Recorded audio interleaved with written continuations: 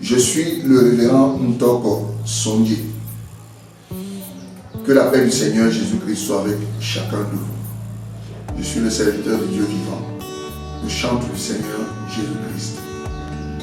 Je voudrais qu'on pose un peu sur ce qu'on appelle le langage biblique. Ce thème attire mon attention. Pourquoi? Parce que tout le monde interprète la Bible à sa façon. Chacun émet son avis. Chacun donne son idée. Chacun dit ce qu'il pense. Chacun exprime ce qu'il veut raconter. Mais le langage spirituel est important à être utilisé pour mieux comprendre ce qui est spirituel. L'écriture, c'est de l'encre sur du papier. Mais le langage, la langue a un autre esprit, car la langue ici imprimée est l'expression de la parole.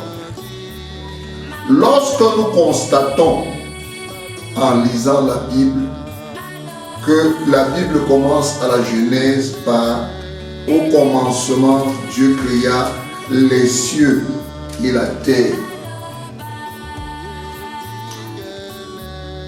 Celui qui a écrit ne nous dit pas les cieux, comment les cieux ont été créés, comment Dieu a placé quoi, qu'est-ce qui est cieux, qu'est-ce qui est ciel, qu'est-ce qui est ciel, pour qu'on ait une pluralité de ciel. Voilà par où il faut commencer. Ce qui devait nous intéresser, c'est de nous dire aussi comment les cieux ont été créés, ce qui habite les cieux et ceux qui habitent les cieux. On n'en a pas parlé. On n'en a pas parlé. Mais il vient qu'à la fin, à la révélation, dans le livre d'Apocalypse, le dernier livre de la Bible, Dieu se dévoile. Le Seigneur Jésus-Christ se révèle. Il se dévoile. Parce que c'est la révélation de Jésus-Christ. Il se dévoile. À ce moment, Dieu ne nous dit pas comment le ciel a été créé. Mais la vision de Jean dans l'île de Patmos, ravie par l'Esprit au jour du Seigneur, nous raconte à peu près ce qui est dans l'orchestration du ciel, la vie du ciel. Là, il n'est pas question des cieux, c'est le ciel qui est la demeure de Dieu. Je voudrais que les gens aient une compréhension un peu plus élevée, un peu plus assagie de ce qui concerne les Saintes Écritures, afin d'éviter que cela aille dans tous les sens comme cela se dit aujourd'hui. Le profane en parle, chacun dit ce qu'il pense. Il faut arrêter ça. La Bible, tout au moins, les Écritures que constitue la Bible ont une manière d'être interprétées, ont une manière de se faire lire, de se faire comprendre, afin de plonger dans la plus grande connaissance. J'attire votre attention, là où on a commencé après, dans la Genèse. Mais la plus grande Genèse qui nous aurait concerné est la fin, la révélation de Jésus-Christ. C'est-à-dire, Dieu nous a caché qui il est, ce qui constitue sa demeure et ceux qui sont dans les arcanes de son intimité pour nous présenter cela à la fin. Il se révèle. Qui est-il? Yeshua Hamashiach, qui est-il? Jésus-Christ, qui est-il? Alors il vient nous dire qu'il est. Et c'est là que nous comprenons l'origine, que la Genèse n'est qu'une partie du commencement. Parce que le commencement, c'est avec les cieux. Nous avons la Genèse de la terre.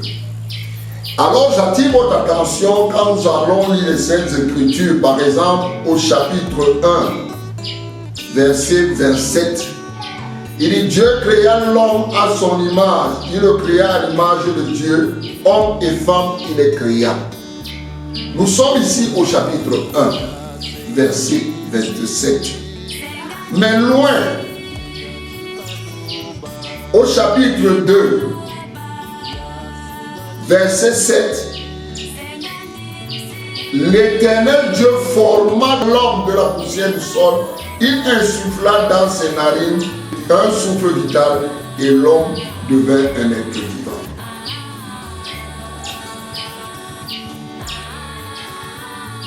La Bible a un langage beaucoup trop difficile. Bien que les gens font du n'importe quoi aujourd'hui pour raconter n'importe quoi. J'attire juste votre attention là-dessus. Voilà pourquoi quand je parle de la femme en tant qu'un temps, les gens vont trouver ça comme une hérésie.